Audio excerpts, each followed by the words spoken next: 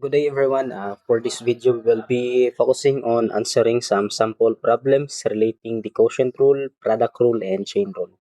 And I will be using maybe English or Bisaya language for you to understand. And sa ko ang mga ka-schoolmate nga nasa USM. So let's start.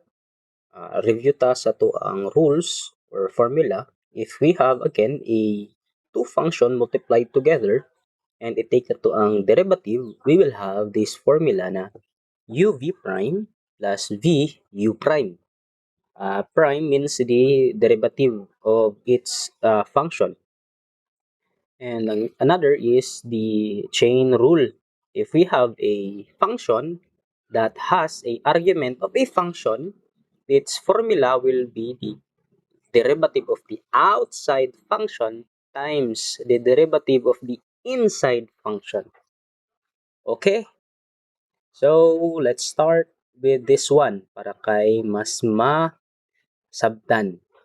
If we let this one as our u and this one as our v function, allow me to rewrite this one. Sorry. U equal to x minus 1, right?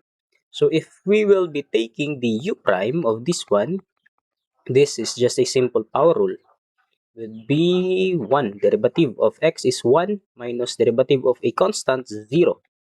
And our v is equal to x squared plus 1, right?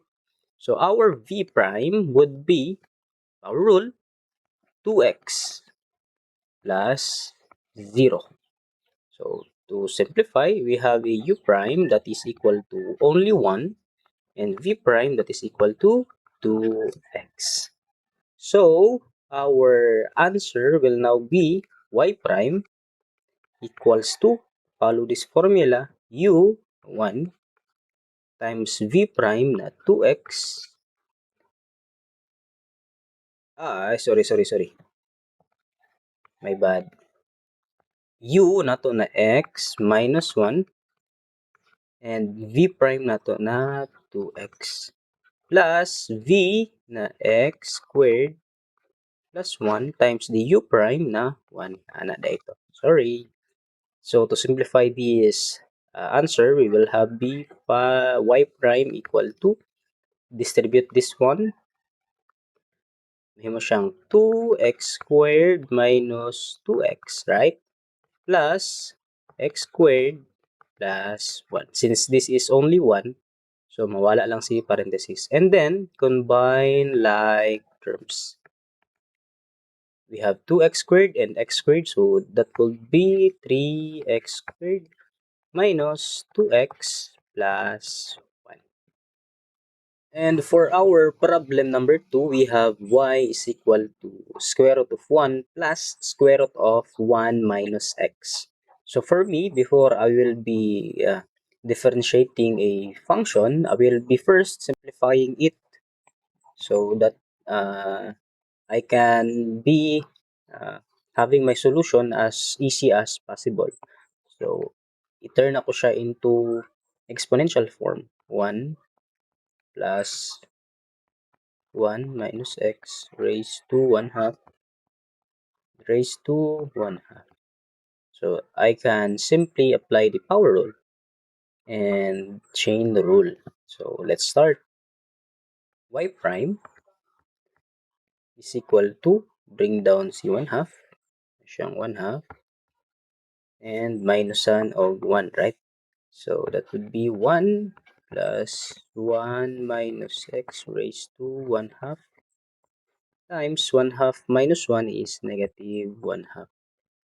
After sa outside function, nanapod si inner function. Muna po mo i-derive. So, times derivative of 1 is 0 plus the derivative of this, just the same as this one. So, bring down na to si 1 half times 1 minus x. 1 half minus 1 is negative 1 half. Again, chain rule na po sa inside function times derivative of 1 is 0 minus derivative of x is 1. So, yan na ang chain rule. And to simplify, Allow me to rewrite 1 is equal to 1 half. 1 plus 1 minus x 1 half raised to negative 1 half times, wala si 0, 1 half 1 minus x raised to negative 1 half times negative 1. So, simplify again and kuha na to ang mga negative exponent, pwede na to siya ma-bring down. Y prime is now equal to nilin si negative 1 all over 4, right? So, kani i-bring down to siya sa positive exponent, himo siyang 1 minus x raised to 1 half times 1 plus 1 minus x to 1 half times 1 half. And that is the answer. For our problem number 3, we have a fraction. So, mag-apply ta og quotient rule. Pero para sa kuha, hago to. That is, so, lisod. So, I will transform this one into a product formula. Erase na ko ning denominator into negative form. So, that would be 2x squared times x plus 1 raised to negative 1 half. So, apply to si product rule. If we let this one as our u function and this one as our v function, 2x squared, u prime is equal to 4x. V is equal to x plus 1 raised to negative 1 half.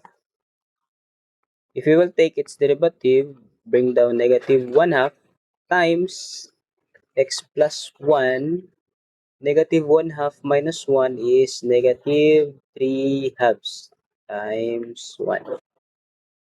So, apply the formula na u v prime plus v u prime.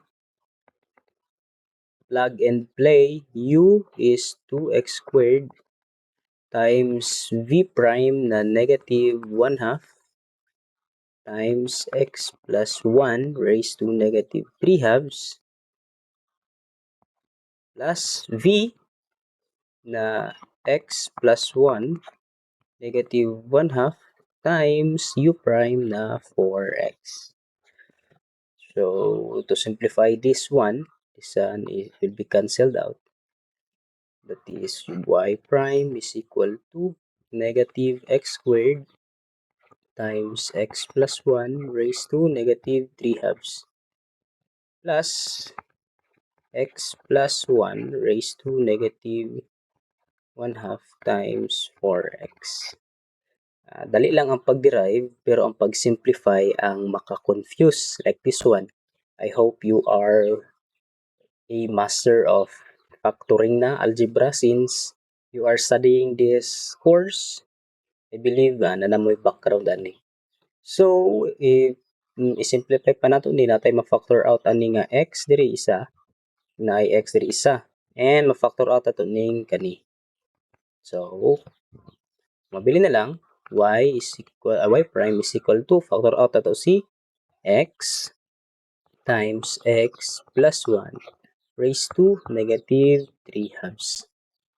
Quantity of negative x, gikuhaan man to isa, so x sa libilin, plus 4, quantity of bilin diri is x plus 1 raised to 1. And to simplify this further, we can have x times x plus 1 raised to negative 3 halves and negative x plus distribute the 4. Meron siyang 4x plus 4. And we can cancel out or add these like terms combined. So, hemo na lang siyang y prime is equal to x and ang kaning negative exponent, mo na siyang positive by bringing it down to the denominator. So, negative x plus 4x is just 3x plus 4 all over x plus 1 raised to 3 halves. And that is the answer. I hope you have learned the concept and praying for your assessment and exams. Please like, share, and subscribe to my channel to help me grow this one. Thank you and God bless.